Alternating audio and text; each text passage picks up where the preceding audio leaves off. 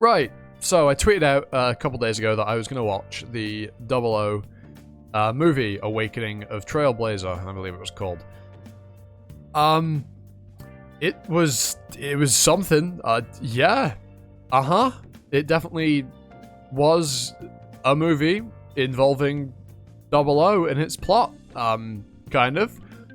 It definitely takes the space magic that Double O liked to involve, especially toward the end, and dials it up to fucking 11.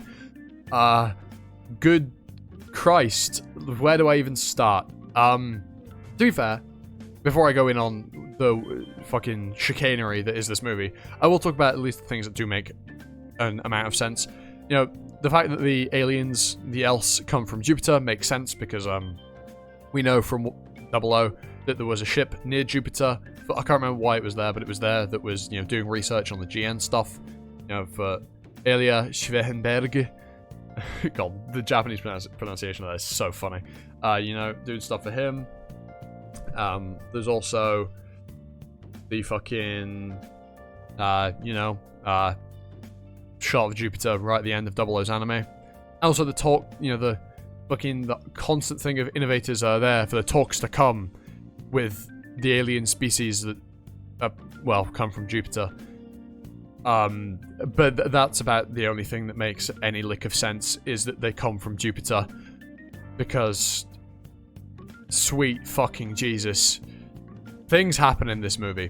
Also, just in case you're wondering, I'm not going to bother getting some fresh images for this. I'm just going to use the ones I used in the Double O discussion and just throw them in here, because I can't be asked. But yeah, this movie was...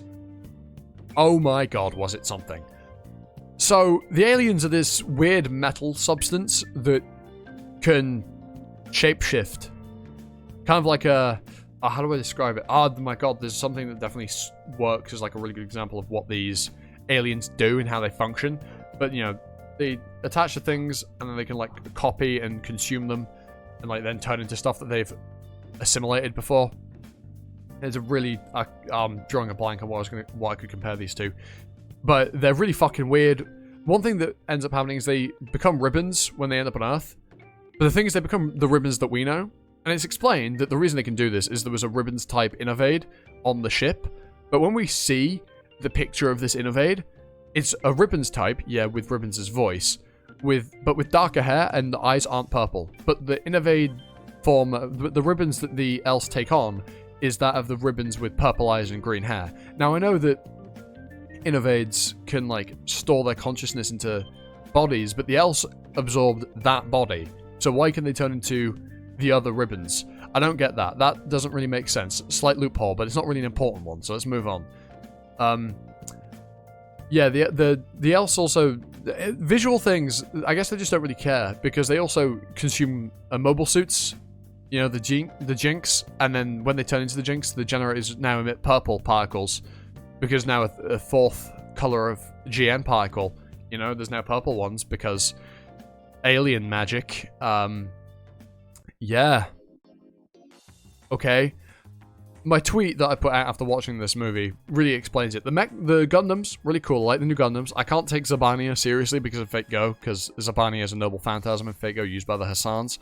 So it's really funny to me that there's a Gundam called Zabania! It's quite funny. There was also the one that Alleluia pilots, Harut, I think it was called. And then we get Double O Quant, which just looks like Exia. It's just Exia, but with gun bits. And a green sword. That's all it is. That's what Double O Quant is. It's just Exia, again. So that one's a bit boring. And there's also the Gundam that Tieria pilots that I don't remember the name of, because I think it said once. So it might not even have been said, and it's immediately blown up in its first fight. The second fight, I guess I should say. But yeah, the Gundams are cool, and the space fights are cool. But the plot is an absolute hot mess. Like, I'll be honest, it's a complete and utter hot mess. Like, it just is. There's no two ways about it. The aliens just consume shit, but people with strong quantum brainwaves can, like, they're drawn to them, and they can, like, in a case of innovators... Oh, by the way, there's also another innovator in this movie that just appears, and he's like, yes, this is the first registered innovator. and he's just there, and then he dies. He doesn't last very long, which is something that he just appears and then is completely irrelevant for basically his entire existence. Yeah, it's just a bit weird, really, a lot of what goes on in 00, if I'm being honest. It's just a touch strange. Yeah. Oh, and I guess we'll talk about the talks to come, as they were called. So, Setsuna, obviously, you know, being an a true innovator, sorry, not innovate. He's, you know, there to talk with these alien metal fucking things. And to do so, he goes into their big, like, egg core ship thing during the big final battle.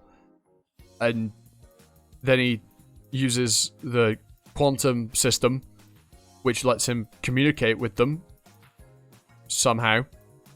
Okay, sure.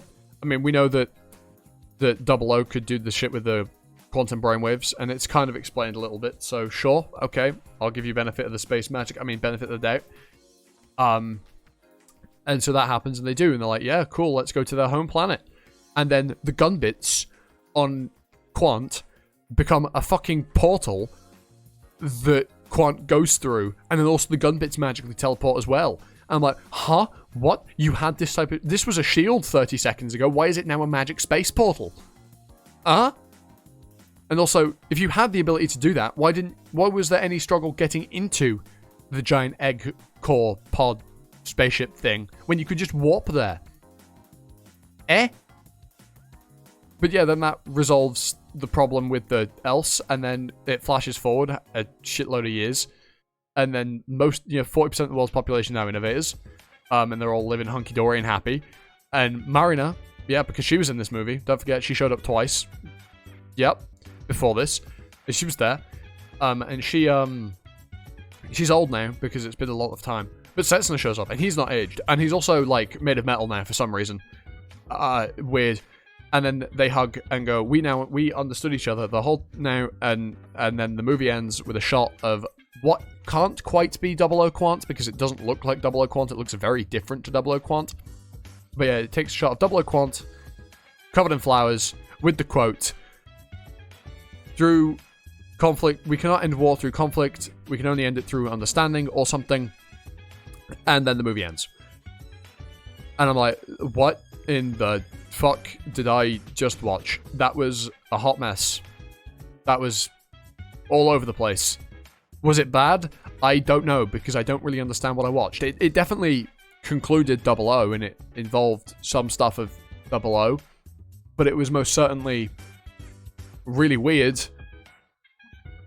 And I'm not quite sure how to feel about it. So yeah, that's that.